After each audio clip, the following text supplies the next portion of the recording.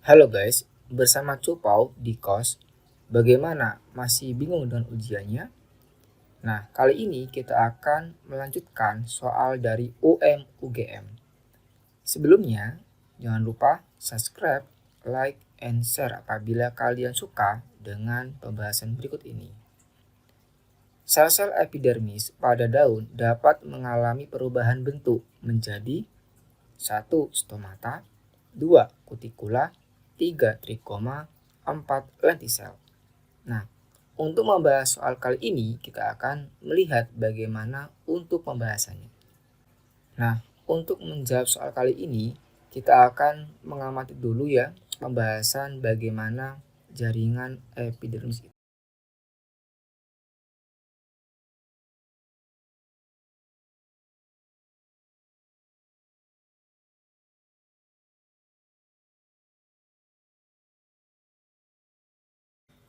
Nah, untuk membahas soal kali ini, kita akan lihat dulu untuk pembahasannya ya. Oke, jadi pada jaringan tumbuhan ya,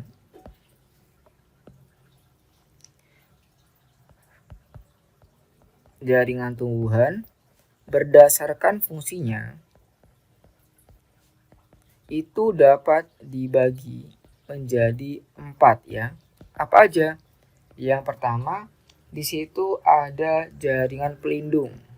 Jaringan pelindung. Nah, untuk jaringan pelindung ini diperankan oleh epidermis. Kemudian yang kedua, ini ada jaringan dasar ya. Nah, untuk pada jaringan dasar diperankan oleh yang namanya parenkim. Dan yang ketiga, di sini ada jaringan penyokong. Untuk jaringan penyokong ini diperankan oleh dua ya, ada penyokong kaku dan ada penyokong fleksibel.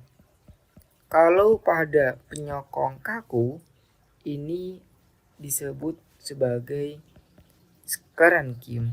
Sklerenkim ya. Sedangkan kalau untuk penyokong fleksibel ini dinamakan dengan kolenkim. Jadi ada sklerenkim dan ada kolenkim. Nah, untuk membedakan mana yang sklerenkim dan mana yang kolenkim bisa kalian amati ya pada beberapa bagian tumbuhan. Misalkan kita melihat tangkai bunga. Nah, itu tergolong apa? Nah, karena tangkai bunga itu bisa kita tekuk, fleksibel, elastis, maka ini adalah tergolong jaringan kolenkim. Namun, kalau kita melihat pada beberapa bagian ranting tumbuhan yang kalau kita tekuk dia patah, nah maka dia sklerenkim karena dia kaku seperti itu. Kemudian yang keempat, di sini ada jaringan pengangkut ya. Nah, pada jaringan pengangkut ini dibagi juga menjadi dua ya. Yang pertama, ada yang diperankan oleh floem dan ada yang diperankan oleh xilem. Nah, perbedaannya apa antara floem dan xilem? Nah, untuk perbedaannya pada floem ini merupakan jaringan pengangkut yang sifatnya dua arah ya. Kenapa kok dia sifatnya dua arah? Karena ini akan menyebarkan nutrisi atau makanan hasil dari fotosintesis ke seluruh bagian organ tumbuhan. Nah,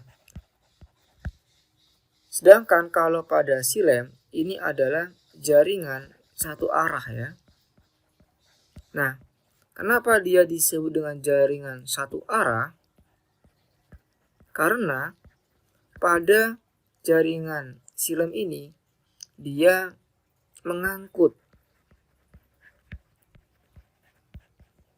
air dan unsur hara dari mana? Dari tanah ya menuju ke daun.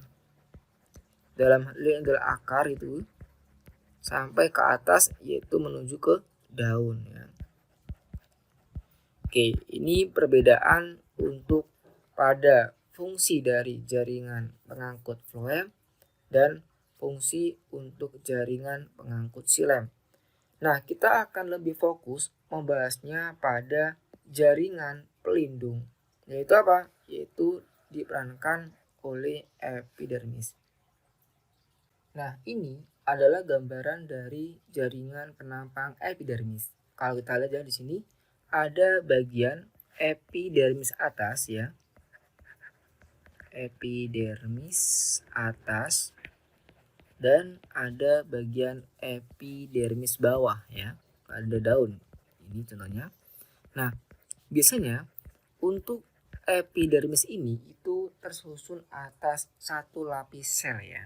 Nah, ini dia ada satu lapis sel ya.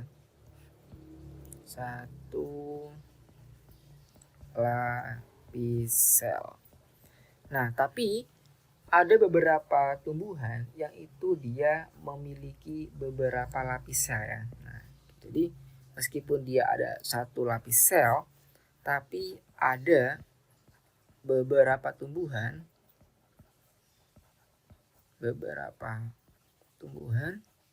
memiliki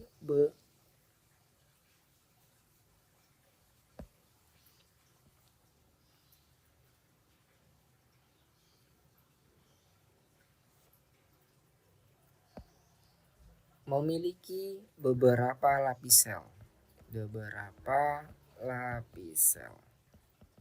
Nah, contohnya apa? Contohnya yaitu adalah jaringan sel epidermis filamen ya. Epidermis filamen. Pada apa? Pada akar anggrek.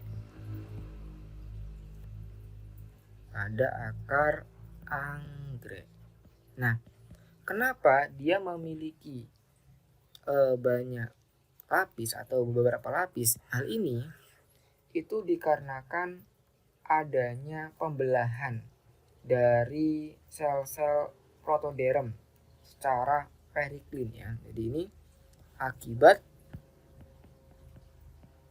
pembelahan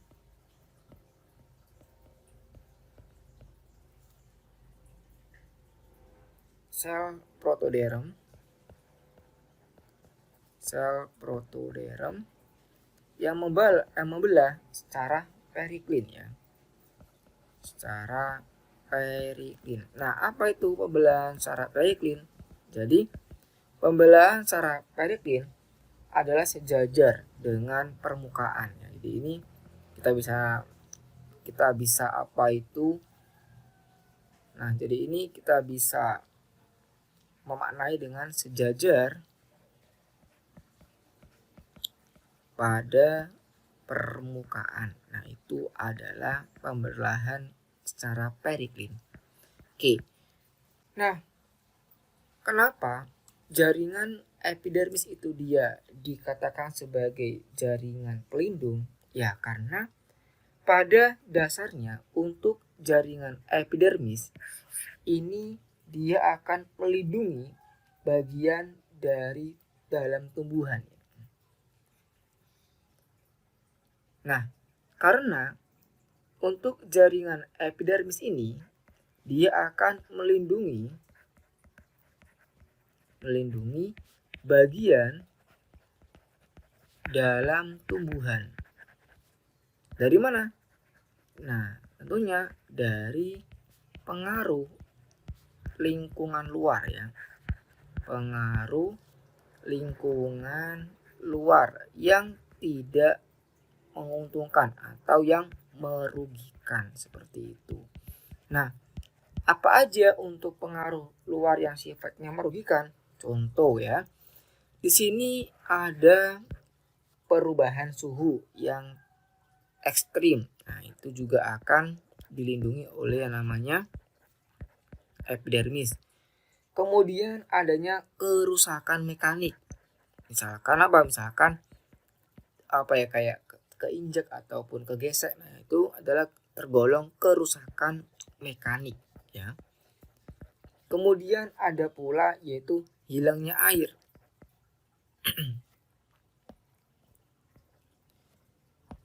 Nah, kemudian ada hilangnya air ya. Hilangnya air ketika terjadi transpirasi atau penguapan. Kemudian adanya hilangnya zat makanan ya. Nah, ini ada hilangnya zat makanan. Nah, ini semuanya itu akan dilindungi dan ini semuanya akan dilindungi oleh bagian fungsi dari jaringan epidermis ini. Nah, kemudian kalau kita lihat lagi berdasarkan fungsinya ya, ternyata untuk epidermis ini dia bisa mengalami perkembangan atau dia bisa bermodifikasi menjadi alat-alat tambahan lainnya. Nah, apa aja? Kita akan lihat berikutnya. Nah, untuk perkembangan atau untuk modifikasi ya, modifikasi dari jaringan epidermis itu memiliki banyak bentuk. Nah, untuk melihat bagaimana bentuk-bentuknya, kita akan lihat gambar berikut ini. Nah, ini adalah beberapa gambar dari modifikasi atau perkembangan dari jaringan epidermis ya, mulai dari ada stomata, trikoma, dan lain-lain sebagainya. Nah, kita akan lihat dulu untuk yang pertama, yaitu adalah stomata. Stomata atau juga disebut sebagai istilahnya mulut daun ya. Stoma itu mulut daun. Di mana pada stomata ini itu adalah tempat terjadinya jalur transpirasi ya atau jalur penguapan. Nah, di sini tuh dia berfungsi sebagai jalan untuk transpirasi atau penguapan seperti itu. Kemudian selain sebagai jalan atau jalur transpirasi yaitu penguapan, nah untuk stomata dia berfungsi juga sebagai jalan keluar atau masuknya gas baik itu oksigen maupun CO2 ya dari lingkungan ke daun atau dari daun keluar ke lingkungan seperti itu. Nah, tentunya pada bagian untuk stomata ini itu terdiri beberapa bagian ya. Yang pertama kalau kita lihat di situ ada sel penjaga ya. Nah, ini adalah sel penjaga atau yang kita kenal sebagai guard cell. Nah, sel penjaga inilah yang akan mengatur apakah nanti pada bagian stomanya ini, nah ini stomanya ya, dia akan membuka atau dia akan menutup. Ketika nanti sel penjaga dalam keadaan turgid membengkak, maka dia akan membuka. Namun ketika nanti dia dalam keadaan flaksid atau dia itu dalam keadaannya lembek ya, maka dia akan menutup. Kapan nanti sel penjaga itu akan mengakumulasi atau akan mengeluarkan ion K+ atau ion potasium. Nah, kalau misalkan nanti dia mengakumulasi ion K+, maka nanti akan terjadi tekanan potensial ya, yang menyebabkan air dari sel tetangga, yaitu dari sel yang ada di sekelilingnya ini ya, seperti ini. Nanti airnya ini akan masuk ke dalam sel penjaga sehingga dia akan mengalami turgid. Namun apabila nanti sel penjaga mengeluarkan ion K+ atau ion potasium, maka nanti untuk tekanan potensial air sel di dalam sel penjaga itu akan tinggi, yang menyebabkan nantinya air akan keluar dari sel penjaga menuju ke sel tetangga. Nah, ini adalah keadaan yang akan menimbulkan flaksit atau lembek pada bagian sel penjaga, seperti itu ya. Nah, berikutnya ada yang namanya trikom ya. Nah, ini adalah trikoma atau yang kita kenal sebagai rambut-rambut. Nah, trikoma ini nanti dapat dibedakan ya menjadi dua golongan. Yang pertama ada trikoma glanduler dan yang kedua ada trikoma non glanduler. Pada trikoma glanduler adalah sejenis trikom yang dapat menghasilkan sekret ya. Jadi ini bisa menghasilkan sekret. Sedangkan kalau untuk yang non glanduler ini dia tidak dapat menghasilkan sekret. Nah, meskipun dia tidak dapat menghasilkan sekret, tapi pada trikoma non glanduler memiliki banyak variasi fungsi. Yang pertama apa? Yang pertama, dia dapat membantu dalam mengurangi penguapan. Kemudian yang kedua, dia bisa berperan dalam meneruskan rangsangan.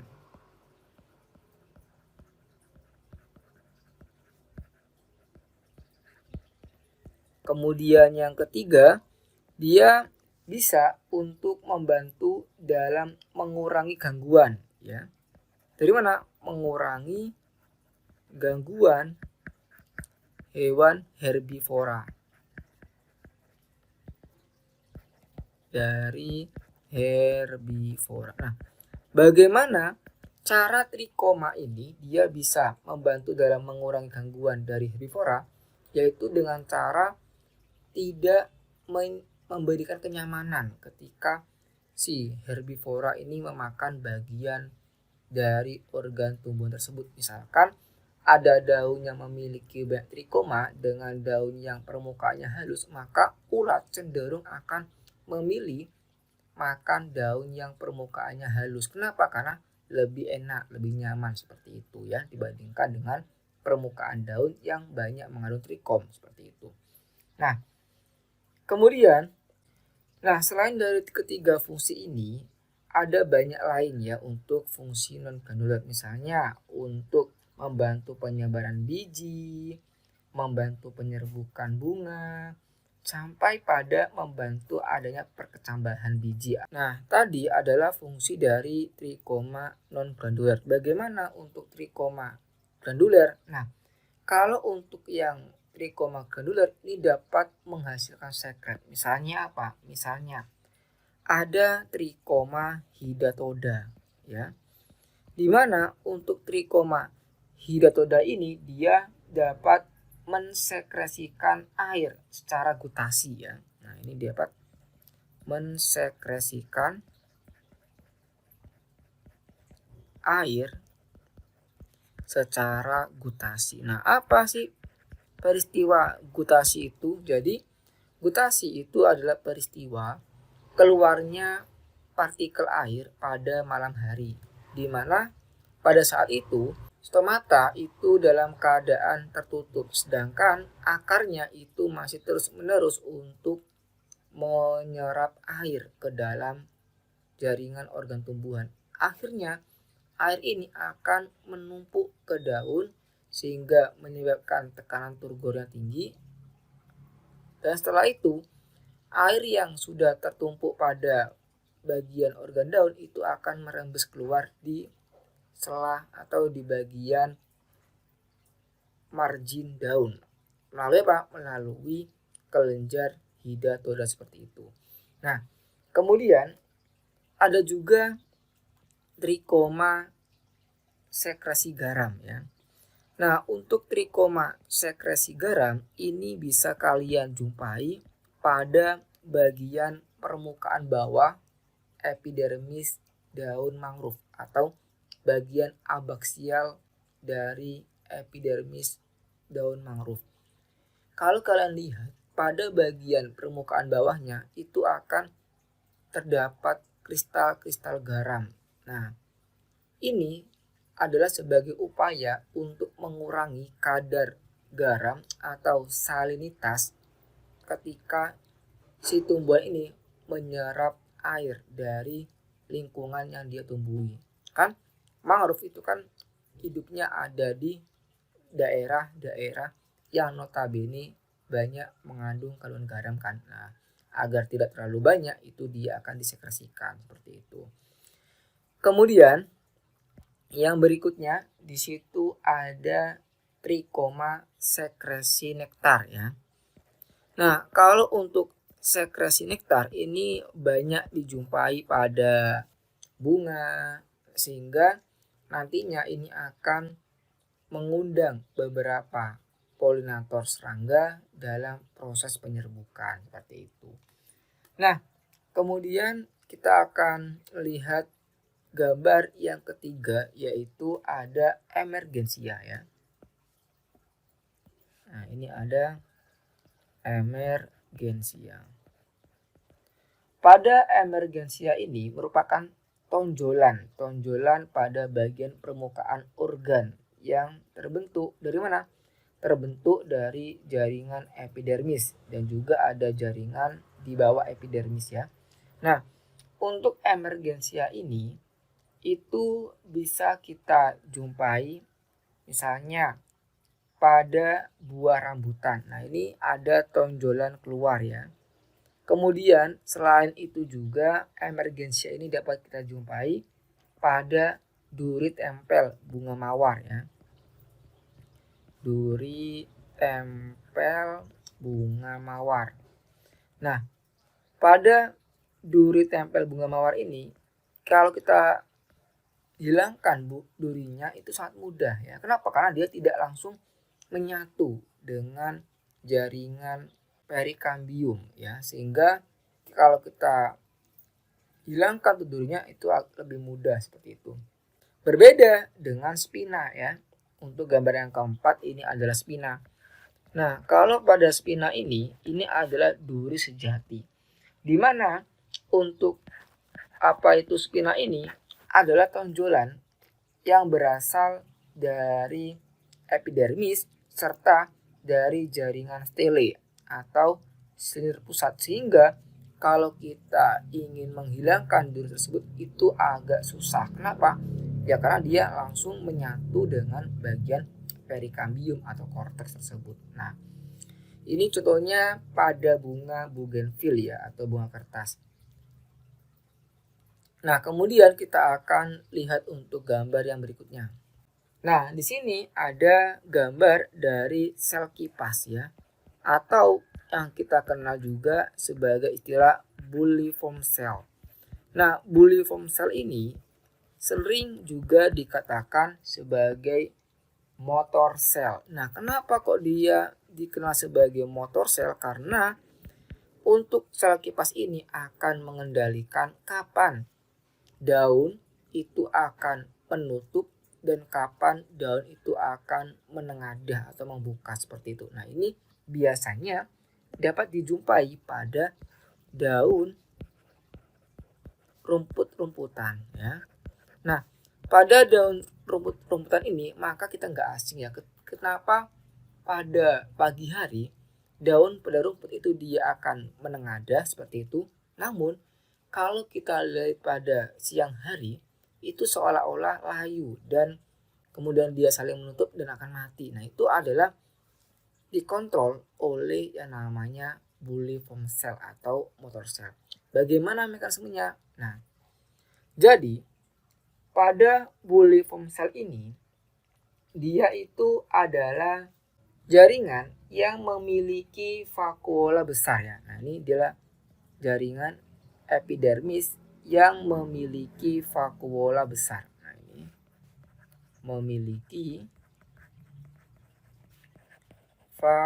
vakuolanya besar. Nah, vakuola besar pada jaringan epidermis pada sel kipas ini itu dia tidak mengandung kloroplas ya. Jadi ini dia tidak ada kloroplas.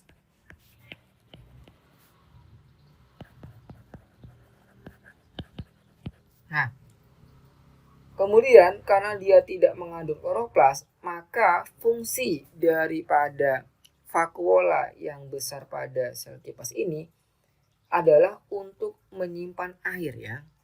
Jadi tapi ini digunakan untuk menyimpan air.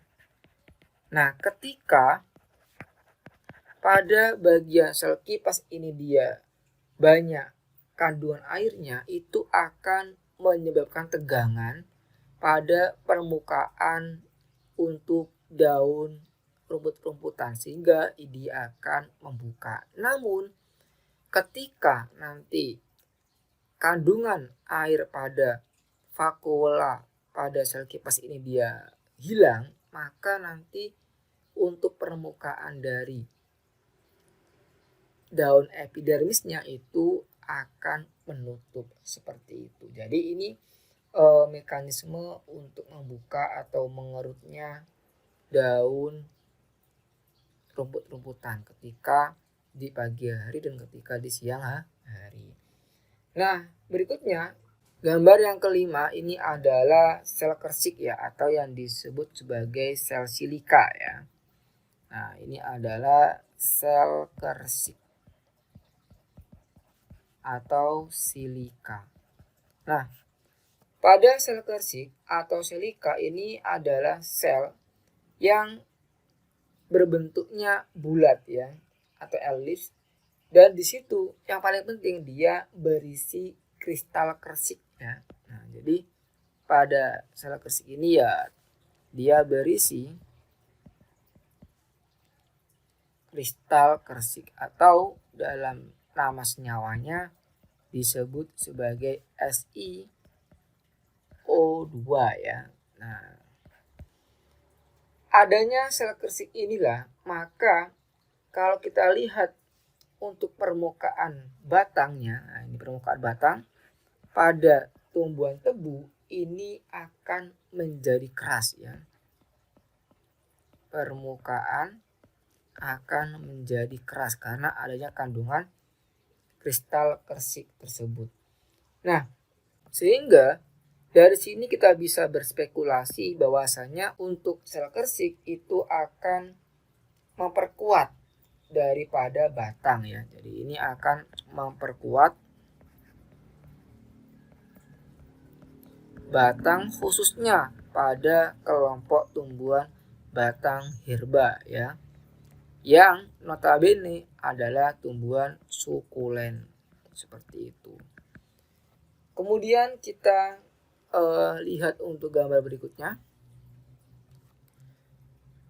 Nah, ini adalah gambar dari filamen ya, dimana untuk filamen itu tersusun atas sel-sel yang telah mati ya. Ini bisa kita jumpai pada epidermis akar gantung pada tumbuhan anggrek ya. Epidermis tumbuhan anggrek. Tepatnya di mana? Tepatnya di bagian akarnya gitu ya. Nah, karena ini dia mengandung banyak vakuola, ya ini ada banyak vakuolanya, maka di situ fungsi dari filamen ini adalah menimbun air ya. Nah, fungsinya untuk menimbun air dan juga untuk mengikat oksigen. Mengikat oksigen. Nah, dari sinilah kita bisa melihat meskipun tumbuhan anggrek itu tidak pernah kita siram ya, maka untuk tumbuhan anggrek ini tetap masih bisa hidup. Dari mana dia bisa hidup? Dengan cara memanfaatkan embun dan udara yang lembab di pagi hari seperti itu. Yang terakhir, Yang terakhir kita akan melihat untuk gambaran dari sel litokis.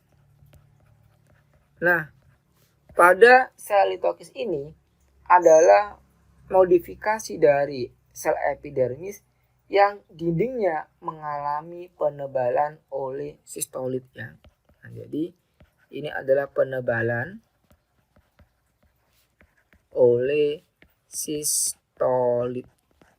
Dimana kalau kita lihat pada morfologinya untuk jaringan atau sel litokis ini, dia memiliki bentuk mirip sarang lebah ya. Nah, ini dia menyerupai bangunan sarang lebah gitu ya. Dan akan berbeda sendiri dengan jaringan-jaringan yang ada di sekelilingnya seperti itu. Pada bagian sel litokis ini itu tersusun oleh kandungan selulosa dan adanya kristal kalsium karbonat. Kristal kalsium karbonat. Nah, kita sudah membahas semua ya untuk jaringan epidermis, kemudian bentuk-bentuk modifikasi epidermis beserta fungsinya. Nah, kali ini kita akan lihat kembali ke bagian pertanyaannya. Sel-sel epidermis pada daun dapat mengalami perubahan bentuk menjadi 1. Stomata, 2. Kutikula, 3. Trikoma, 4. Rantisel. Nah, pertama stomata. Untuk stomata ini benar ya. Sebagai apa? Sebagai jalan keluar atau masuknya gas ya. Dan juga sebagai tempat untuk terjadinya transpirasi atau penguapan, di mana dia akan membuang kelebihan air dari organ. Nah, di mana dia akan membuang kelebihan air yang ada di bagian organ daun tersebut. 1 benar, maka di situ 3 juga benar ya. Di mana untuk trikoma atau rambut-rambut akar ini memiliki banyak fungsi ya tadi, untuk melindungi dari gangguan herbivora, kemudian untuk mengurangi penguapan, dan ada juga yang tergolong trikoma granular atau dapat menghasilkan sekret seperti kayak hidatoda untuk terjadinya gutasi dan sekresi garam serta sekresi nektar. Ini benar ya. Kemudian kita lihat untuk yang kedua, yaitu ada kutikula. Nah, apa yang dimaksud dengan kutikula? Jadi kutikula ini adalah bagian yang akan melindungi ya, melindungi pada permukaan atas epidermis ya, permukaan atas epidermis. Dimana kalau kita lihat untuk kutikula ini adalah lapisan yang mengandung zat lilin. Jadi untuk kutikula ini dia mengandung zat lilin pada bagian lapisannya, sehingga inilah yang akan menyebabkan dia itu kedap air, yang artinya akan menghalangi untuk kehilangan banyak air pada organ daun. Nah, apakah kutikula ini tergolong dari jaringan epidermis? Iya ya. Kenapa kok termasuk? Karena kutikula ini, nah kenapa demikian? Karena kalau kita lihat kutikula ini kan dia lapisan ya, lapisan yang pelindung pada bagian permukaan epidermis kan. Nah, otomatis kutikula ini dia terbentuk dari bagian jaringan epidermis yang tertimbun oleh atau yang mengakumulasi oleh zat lilin, sehingga hal ini akan mengurangi terjadinya proses transpirasi. Nah, biasanya kalau 2 benar, otomatis 4 juga benar. Tapi kita lihat dulu ya, lentisel. Apa itu lentisel? Jadi lentisel ini juga terbentuk dari epidermis yang pecah. Kenapa kok dia bisa pecah? Hal ini akibat dari tumbuh lingkar sekunder ya. Nah, ini akibat aktivitas meristem sekunder. Misalnya apa? Misalnya ada jaringan kambium yang akan membentuk silem ke arah dalam dan floem ke arah luar, sehingga nanti hasil pertumbuhan itu akan menyebabkan desakan dari dalam keluar. Nah, desakan dari dalam keluar itu nantinya akan menyebabkan bagian dari epidermis yang memiliki dinding tipis itu akan pecah dan terbentuklah celah yang kita kenal sebagai lentisel seperti itu. Nah, lentisel ini juga memiliki fungsi yang sama dengan stomata, yaitu akan berperan sebagai jalan keluar masuknya gas dan juga transpirasi pada bagian batang seperti itu ya. Nah, 1, 2, 3, 4 benar semuanya, maka jawabannya adalah yang E. Oke, ngono ayo. Tarik ulur semangat. Jangan lupa subscribe, like, and share bila kalian suka dengan pembahasan video ini.